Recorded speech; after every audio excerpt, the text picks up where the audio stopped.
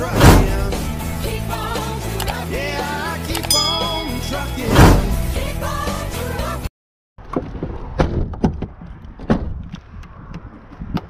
Dito ako sa opisina ng Q-Line sa Atchison. Titingnan ko muna itong aking pangarga kung inayos na nila.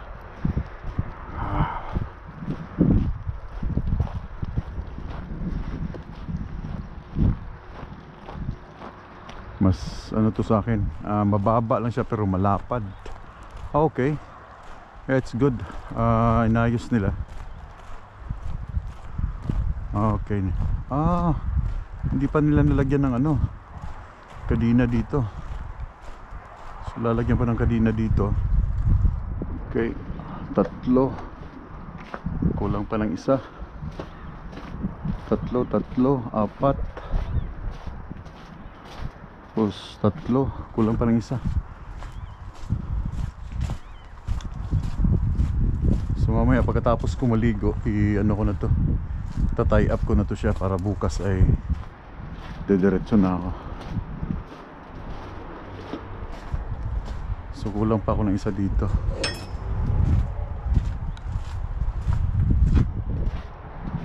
Then, yep.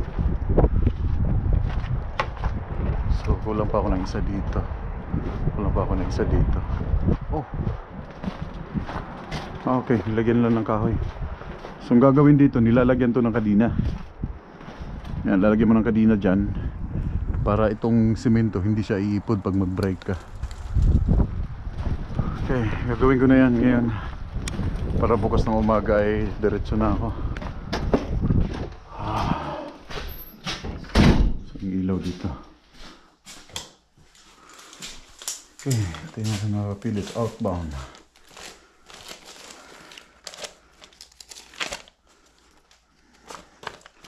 Working 61 1071.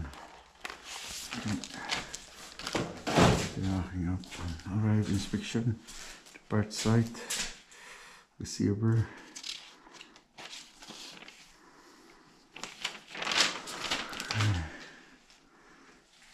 Alright.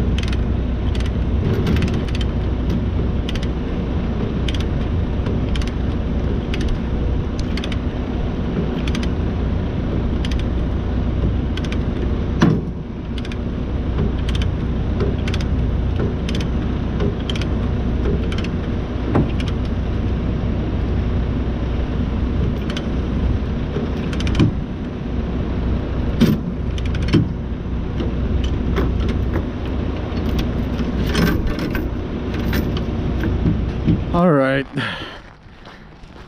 sa shower na ako. Q-Line.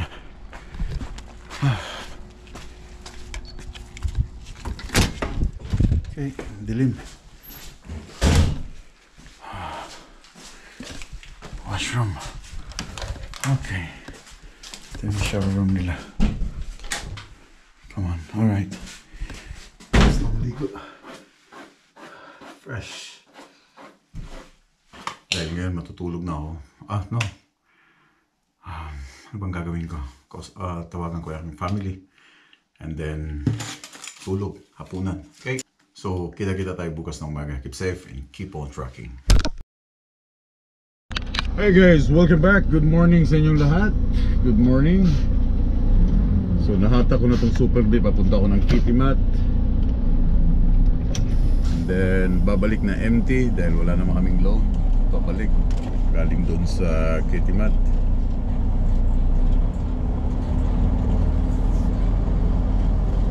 So ngayon ay Sunday, instead na uwi ako ngayon sa bahay.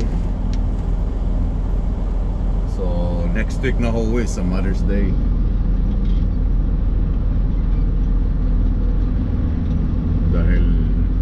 biyahe, busy masyado ngayon.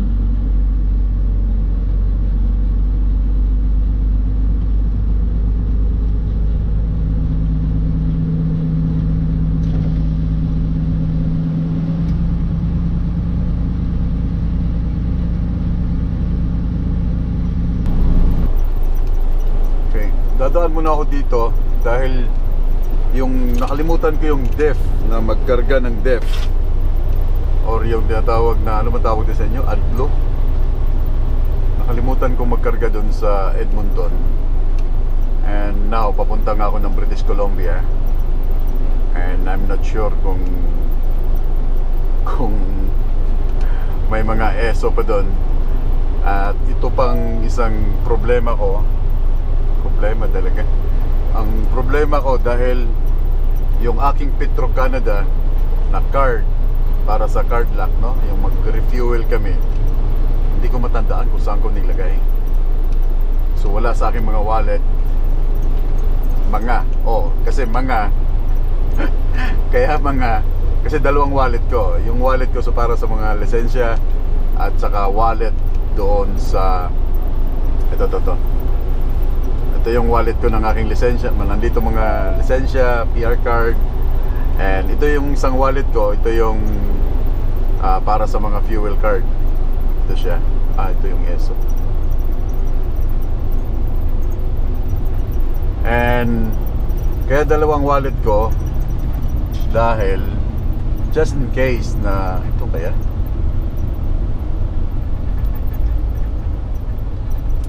just in case na may mga hold up, no? Hindi natin alam. Minsan hinihingi nila yung hinihingi nila yung wallet, no? Then yung wallet ko, nilalagyan ko minsan ng $5. So hindi ko bibigay yung may wallet na may mga card. Instead, ibibigay ko yung yung wallet ko na nandun yung mga fuel card. Okay, thank you. Ganda ng truck niya, oh. So kaya dalawa yung wallet na dala-dala ko. Hindi ko nilalagay yung wallet ko na nilalagyan ng yung mga debit card, mga PR. Hindi ko bibigay yon. So bibigay ko yung isa. Pag in case na inold up ako, sabihin nila, bigay mo yung wallet mo, bibigay ko yung isa. Yung isang wallet na fuel cards. Kasi mas importante yung importante yung, so kaya ako papasok ito. Importante yung ating lisensya. Sana may DEF dito.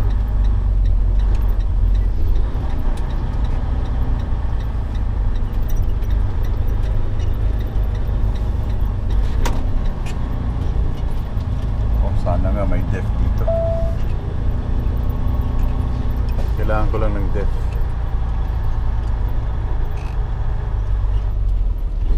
Ako wala yata. Kailangan ko ng DEF. Saan bang may DEF dito? ESO.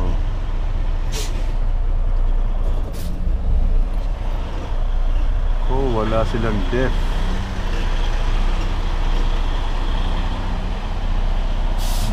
Diesel.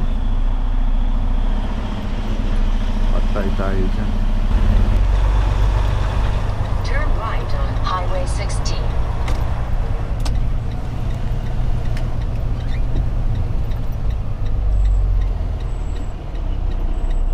Meron ba akong accelerating lane? No. Parang wala akong accelerating lane.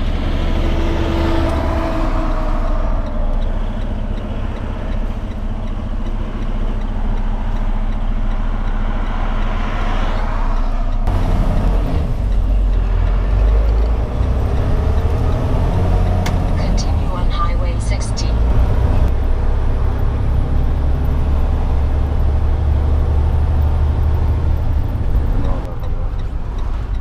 Tama kaya to?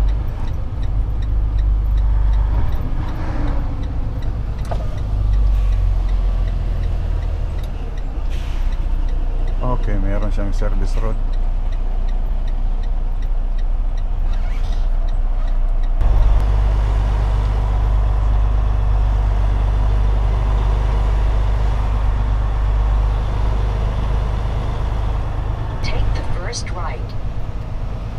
meron silang def. Oh my god, parang wala din yatang def. Holy shit.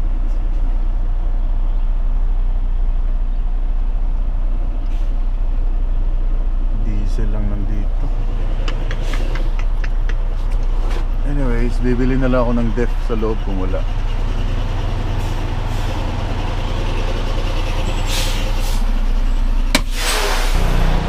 Okay, dahil nawala nga yung aking card, so bumili na lang ako ng karton.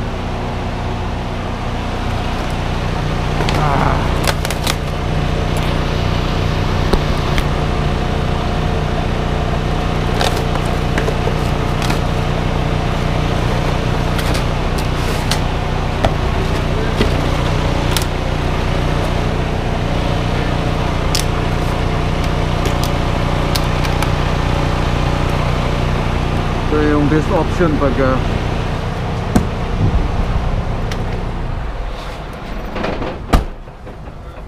nawala yung ano, bibili ka talaga. Kaso lang yung aming card na pang gasolina crudo,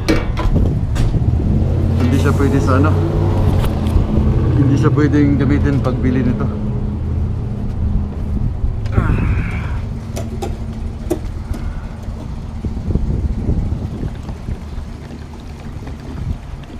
Kaysa maubusan ako dun along the way,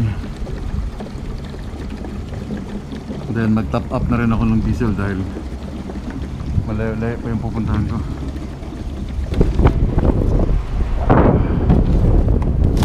Isa pa.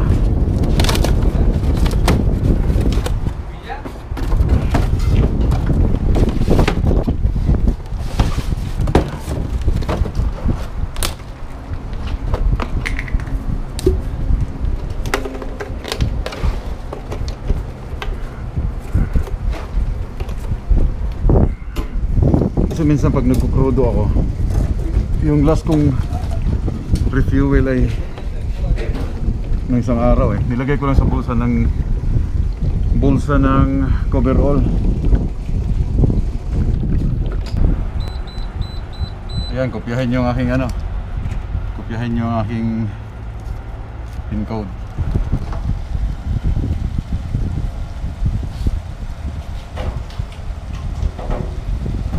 Jasper na ako, Jasper.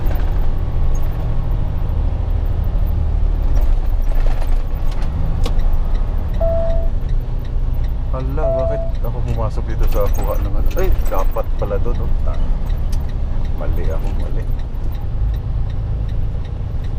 Mali yung pasok ko. Sorry. Stop.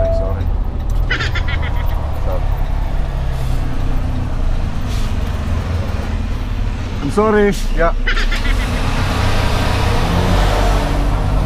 Dumaan ako sa gate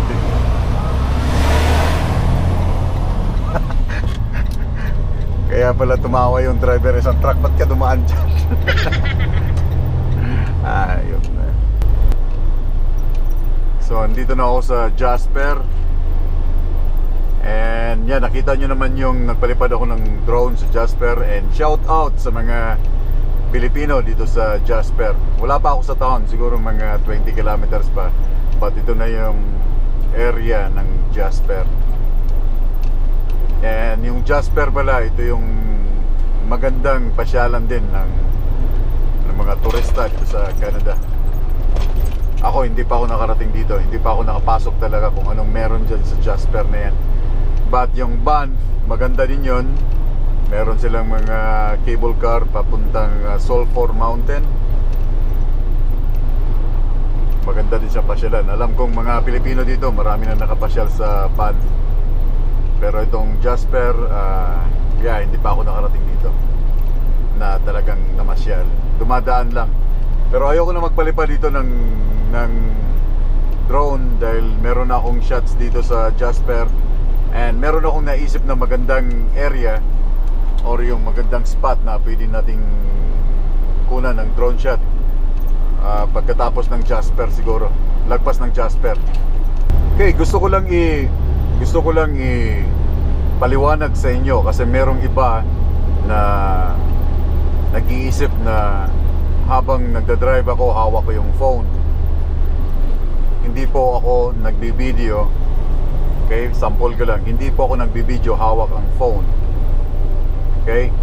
Or hindi ako nagbibideo habang nagda-drive. I mean, pag tinatawag na POV, yung point of view, para ka lang naglalaro ng simulator. Okay? Parang ikaw yung nagda-drive. So nandyan sa ulo ko naka-head strap. So kung saan lilingon yung aking ulo, nandoon din yung GoPro, di ba? Para siyang, kung nakita nyo yung Apache helicopter, kung saan lilingon yung piloto, nandoon din yung machine gun sumusunod. Yung yoyoko siya, nandoon din yung machine gun yoyoko. So yung iba kasi na sabi nila destructive driving daw ako. Of course not. Ang destructive driving, yung hawak mo yung phone, nagpa-vlog ka, hawak mo yung phone, yan ang destructive driving. Sa batas ng Department of Transport dito sa Canada, walang nakasulat, walang nakalagay na bawal maglagay ng GoPro sa ulo. Okay? Meron ako mga GoPro, may GoPro pa ako sa ulo pag dumadaan ako sa mga Department of Transport na weigh scale. Hindi nila ako sinisita dahil wala nga sa batas. Paano ako nagkaroon ng destructive driving kung nasa ulo ko siya? Di ba? Yung mata ko nandun sa kalsada, nagsasalita ako, pero hindi ko hawak yung GoPro.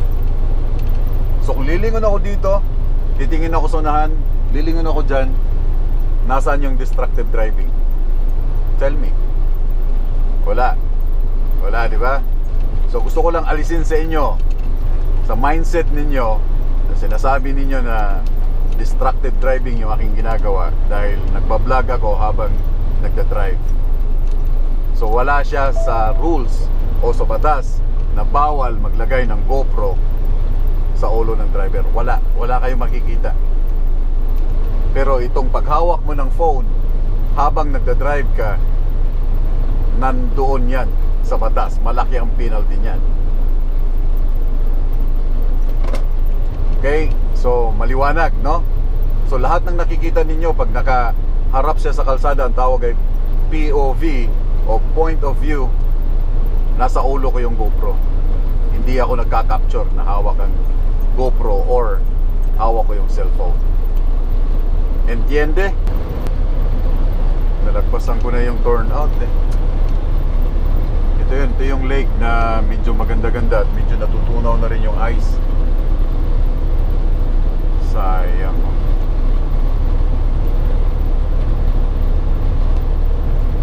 Sana meron pang turnout dito. Nice! Naka-timing tayo ng turnout dito. May parking area. Okay. Magpapalipad tayo ng drone. Oh, wag kang umihi dyan, pusang gala. Ba't ka dyan umiihi? Dyan na umihi si Manoy, oh. Maganda yung view na ito. So gusto ko ipakita sa inyo. Try natin magpalipad ng drone. Maganda yung weather. Tara.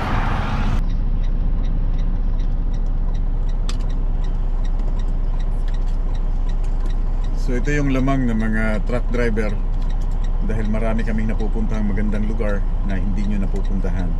So manood kayo. Ito lang yung advantage namin.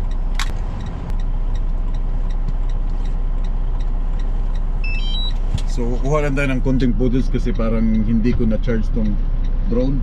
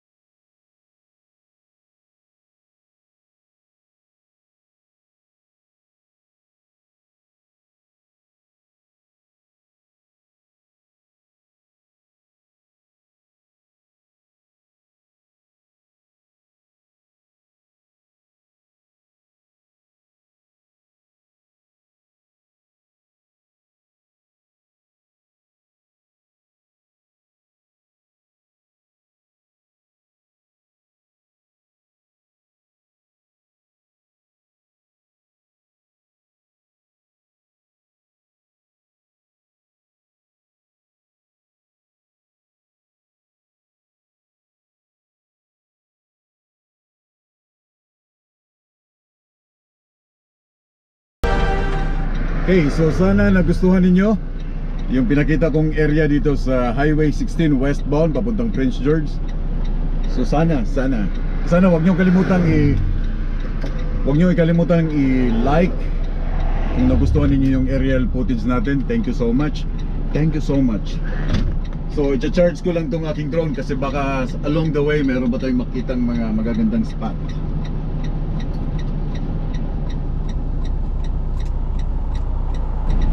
So ano naman, sa vlogging kasi hindi naman talaga kailangan napakahabang aerial footage, no? So kukuha ka lang ng konting aerial footage doon sa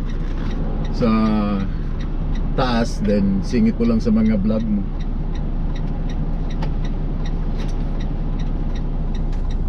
Okay, meron akong ipapakita sa inyo.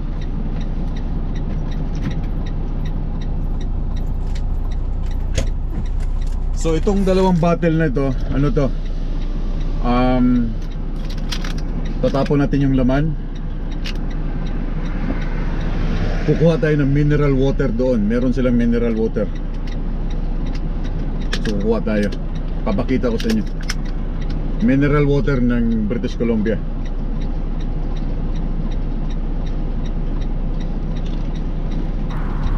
Kasi itong truck na ito, kumuha din siya ng bote dito sa ano, yan no? Mineral water talaga yan.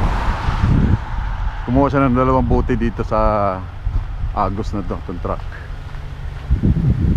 Malinis to dahil walang mga tumatae dun sa taas. Hindi siya drinking water advisory. This water is not, okay? This water is not untreated and maybe unsafe for drinking. But that's okay, kukuha lang tayo. Tubig ng British Columbia.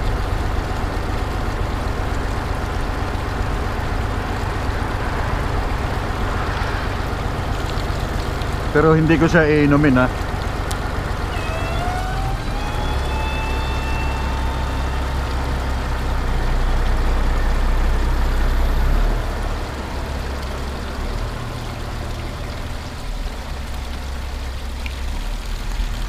Yan o, talagang natural yan. Galing talaga sa ilalim ng bundok.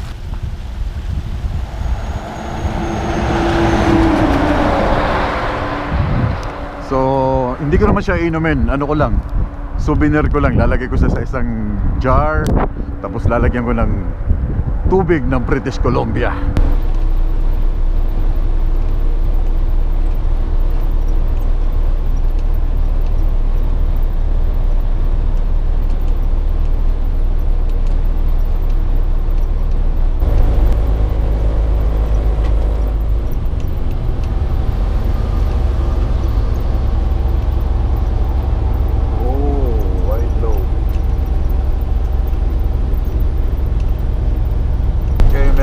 Rest area dito. Lunch muna ako dahil Tom Jones na, gutom na. Taas pa naman ang araw. Oh, nice. Pwede tayo magpalipad ng drone dito. Oh, bakit ganito? Bakit kailangan lumiko doon? Ay, nako, hindi pwede. Yung rest area nandun sa baba. Hindi pwede. Akala ko merong ano. Okay, ano nangyari dito? Okay? Okay? Okay. Just making sure that you're okay, girl. Dahil malayo to. Out of nowhere. Okay. Break muna ako dahil sakit sa likod. So bali yung Prince George ay nasa 30 minutes na lang yung Prince George. So makapag-refuel na ulit ako dun. Tara na.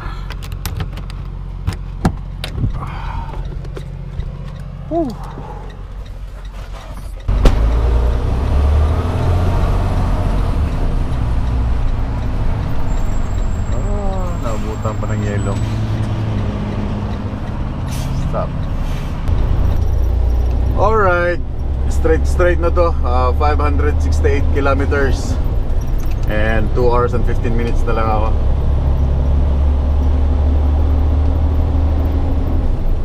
So, i-maximize ko lang yung aking oras, then I'm done for the night.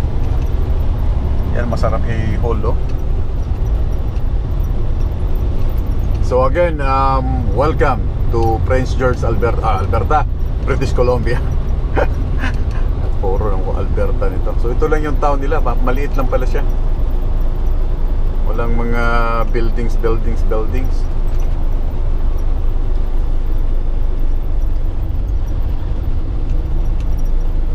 Building pala tawag niyan. Wala yung mga matataas na building.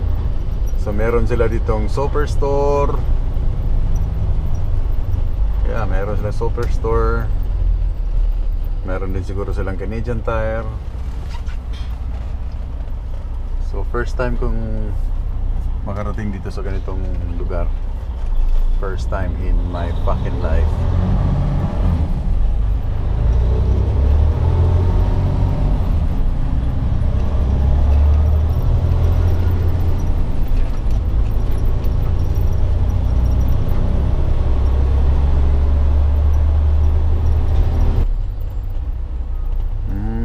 No, naintindihan ko bakit may chain up area na nakalagay doon. Kasi ito paahon pala to. So ibig sabihin lagi, every time na merong chain up area, every time na may chain up area yung highway, merong malakas ang snow during winter time. So kailangan mag-chain up kayo dyan. Dito. Highway 16. Yeah, so na-gets ko na. Basta every time na may chain up area, pangit ang kalsada pag winter time.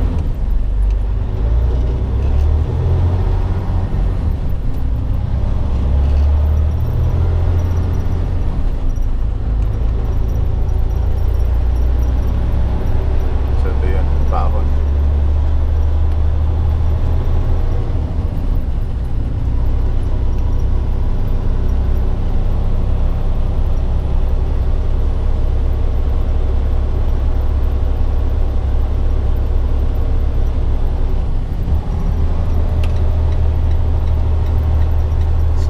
Slow truck ka dito sa pag-ahon, every time na aahon ka kahit saang highway, pag mahina ka na talaga, gumamit ka ng 4-way placer. Okay? Ibig sabihin na slow yung truck. So ako gumagamit ako ng 4-way placer dahil nasa 40 kilometers an hour lang yung aking speed.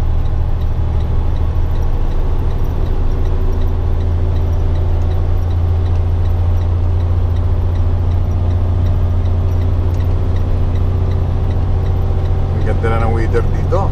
Mainit. Aircon tayo, aircon.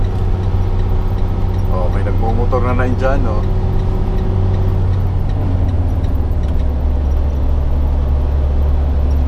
Yung isang truck doon, nag-flasher din siya. 4-way flasher din siya dahil heavy yung karga niya. Pupuntahan ko muna tong DOT dahil may mga nakasulat dito, no parking. So wala na kasi akong parking area. Meron na lang akong 50 minutes. So hindi ko alam kung saan ako abutin. Sabi ko lang kung pwede akong mag-park.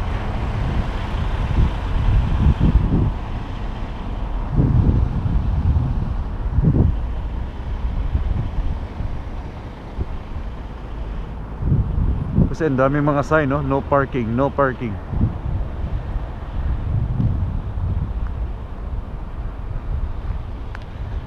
Get a green light and go. Public entrance. Public entrance.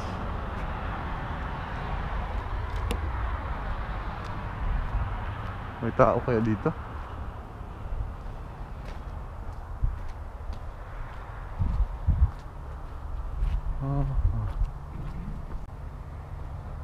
Wala nang tao. Okay. Walang tao. So, yeah, dito na ako titigil.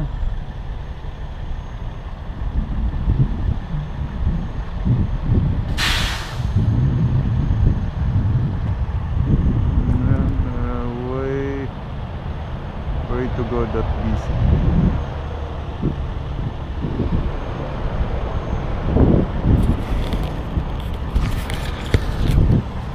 Okay. So, dito ko na tatapusin tong aking video dahil papahinga na rin ako. And see you tomorrow. Bukas na ulit. Keep safe.